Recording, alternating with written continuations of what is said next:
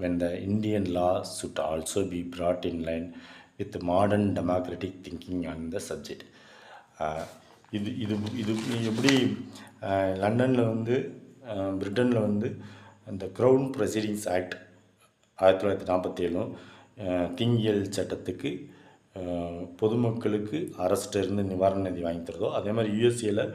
1946 federal dart claims act வந்து அரசு பணியாளர்கள் கவனக்குறைவால் ஏற்படுற பொதுமக்களுக்கு ஏற்படுத்துகிற தீங்குகளுக்கு அரசே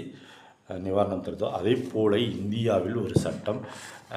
வர வேண்டும் அப்படின்ற ஒரு நெசசிட்டி தேவை இருக்கின்றதை இவ்வளோ நேரம் நான் ஷேர் பண்ணியிருக்கேன். as the Supreme Court had suggested in Kasturi law, the situation could be redeemed by a legislative enactment and not by judicial process. Thangarajan vs union of India AR 1975 முக்கியமானது இந்த வழக்கில் என்ன சொல்கிறாங்கன்னா, இது வந்து